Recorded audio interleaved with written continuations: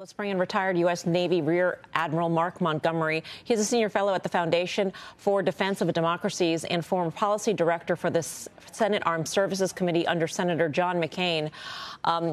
Rear Admiral, great to have you with us. Thank you so much for joining us. I guess, what is your take in terms of how the developments are shaping up right now? Does it seem to be getting worse? It seems to be reaching another level at this point, especially if Biden's going to address the nation tonight. Well, thank you for having me, and you're exactly right. And it was the issue was teed up perfectly. You know, we've been trying to do what we call deterrence by denial, which is create a defensive mechanism where our ships, the British ships, shoot down the drones and the missiles headed at the merchant ships, and where we deter small boat attacks. But that deterrence by denial can only go so far. And clearly, it hasn't done enough to convince the major shipping companies like Maersk and Hapag-Lloyd and MSC and others to not do the long route around Africa, which is almost 3,000 miles longer. So I think we're getting to that point now where we're going to see deterrence by punishment, which is where we conduct offensive operations against Houthi sites.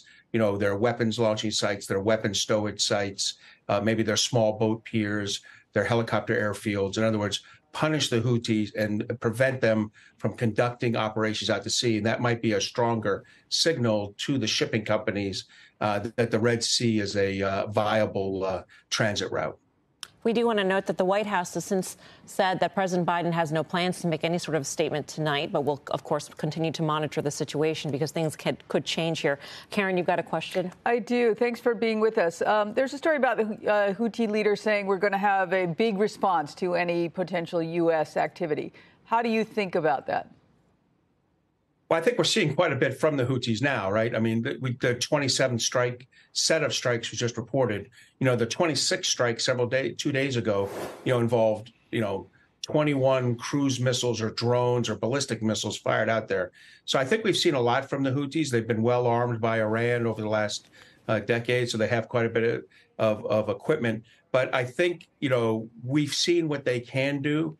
And what we need to do now is remove a lot of that capacity. And you can only do that through offensive strikes. And I think they can be done in a reasonably risk-managed way where there's little risk to U.S. forces in conducting a strike.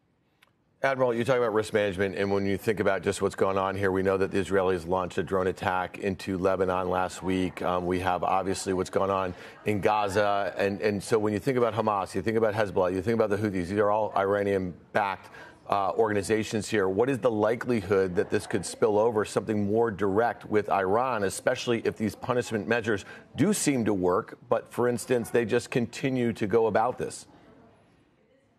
So, look, I'm certainly not advocating for any strikes against Iran or Iranian forces at sea or something. I think we need to confine this to those proxy forces that are conducting attacks against the shipping. I also believe there's cause for attacking Iranian proxies that have launched more than 100 missile or drone attacks against our ground forces in Syria and Iraq. We've been exceptionally fortunate to have no U.S. combat, deaths in Iraq or Syria from those attacks. But I would confine our operations to Iranian proxies and message to the Iranians: this is about your proxy forces. We're going to hold them accountable. Do not resupply these forces, and if you do, we'll hold that resupply accountable. But, in no way, shape, or form should we imply that we're attacking Iran itself or Iranian forces at sea. This needs to be explicitly directed at those proxy forces that are threatening U.S. forces and global shipping.